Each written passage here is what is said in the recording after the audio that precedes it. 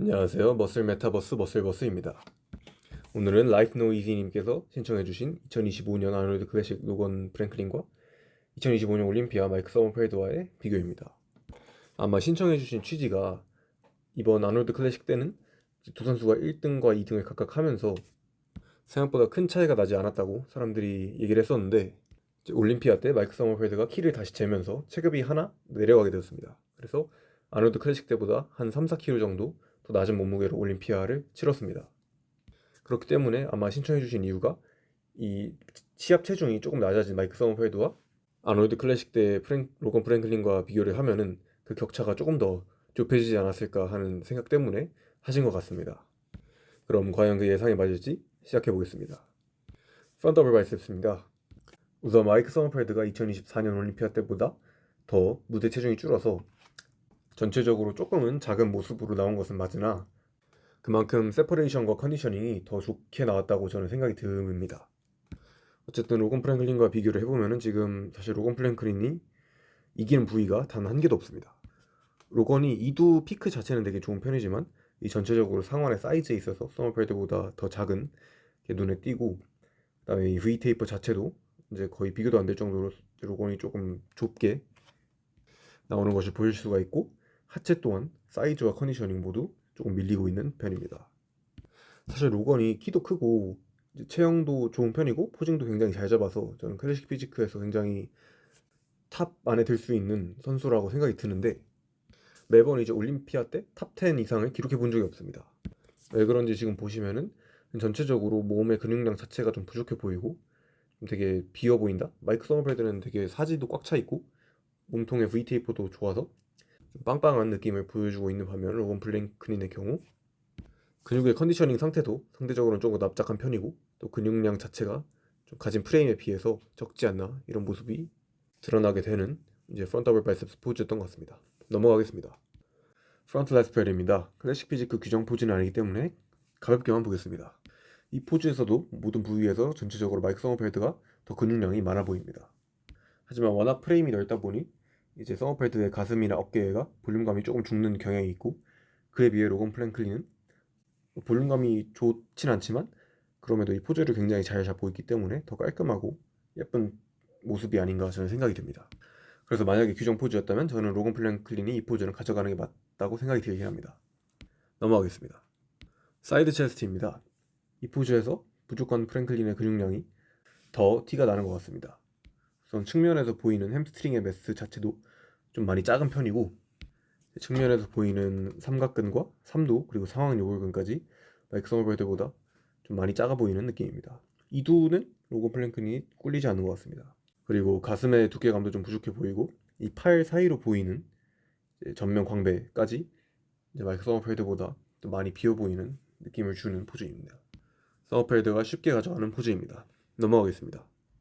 백더블 바이셉스입니다. 사실 로건 플랭클린이 밸런스도 좋고 특별히 약점 부위도 없고 또 컨디셔닝도 괜찮아서 혼자만 서 있으면 굉장히 좋은 보디빌더인 것처럼 보입니다.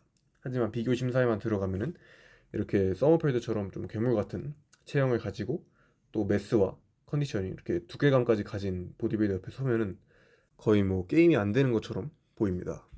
그래서 일단 서머펠드가 이기는 건 당연한데, 이제 로건 플랭클린의 좀 개선점을 말해보자면 우선 삼각근은 그렇게 더 발달하지 않아도 될 것 같습니다. 상완의 사이즈가 조금 더 붙고 또 등도 이제 등 상부와 광배까지 굉장히 잘 발달은 돼 있지만 그냥 전체적인 근육량 그리고 두께감 자체가 좀 부족해 보여서 등에도 근육량이 많이 필요할 것 같습니다. 또한 하체도 컨디셔닝이 좋지만 이제 키 그리고 다리 길이 대비 근육량 자체가 좀 적어서 하체에도 근육량을 많이 채워 넣어야 될 것 같습니다. 특히 아까 측면 하체에서도 봤듯이 대퇴사두도 그렇지만 이제 측면에서 보이는 햄스트링이 좀 많이 부족한 편이라고 생각이 듭니다. 넘어가겠습니다. 백레스 프레드입니다. 이것도 가볍게 보자면 아까보다는 조금 더 두께감 있는 등이 표현이 되지만 이번엔 넓이에서 마이크 서머펠드보다 좀 많이 부족한 넓이감을 보여줍니다. 다음으로 앱도미널의 사이입니다. 마이크 서머펠드도 이 포즈가 강점은 아니지만 그래도 저 넓은 전면 광배 때문에 V테이퍼가 잘 살고 잘 발달된 하체로 인해서 로건 프랭클린보다는 상대적으로 좋은 모습을 보여주고 있습니다. 그에 비해 프랭클린은 V테이퍼도 그렇게 인상적이진 않고 복근이 강점인 선수도 아닐 뿐더러 다른 포징을 할 때도 백큐움도 그렇게 인상적으로 잘 잡는 선수는 아닙니다. 그렇기 때문에 이 포즈에서도 좀 부족한 상체 근육량이 티가 많이 나는 것 같고, 이제 하체에서도 마찬가지입니다. 다음은 페이블 클래식 포즈 중 하나인 이제 트라이셉스 포즈입니다. 두 선수 다 전면을 보는 트라이셉스 포즈를 취하고 있는데, 아무래도 서머필드는 체형 자체가 워낙 넓적하다 보니까 그렇게 잘 어울리는 포즈는 아닌 것 같습니다. 그리고 로건 플랭클린의 경우 굉장히 잘 어울리는 포즈인데, 아까 말했던 것처럼 근육량을 더 많이 올리면은 더 좋은 모습을 보여줄 수 있지 않을까 생각이 듭니다. 마지막으로는 트위스티드 백더블 바이셉스입니다. 로건 플랭클린이 워낙 이 포즈는 잘 잡아서 지금 이 두 사진만 놓고 봐도 저는 로건 플랭클린이 이기는 것 같습니다.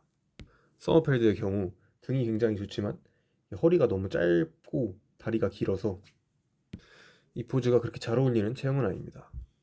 마무리하겠습니다. 올해 아놀드 클래식이 끝나고 나서 많은 사람들이 이제 로건 프랭클린이 마이크 서머펠드의 뒤를 이어 2등을 한 것을 보고 이제 올림피아 때도 탑6 안에는 들어가지 않을까 이제 많은 예측을 했었지만 결국은 12등이었습니다. 아놀드 클래식에서는 한 등수 차이였지만 올림피아에서는 10등수 차이가 나게 된 것인데요. 제가 올림피아 버전의 로건 프랭클린의 사진도 봤었는데 사실 아놀드 클래식 때와 뭐 크게 다르지 않은 모습이었습니다.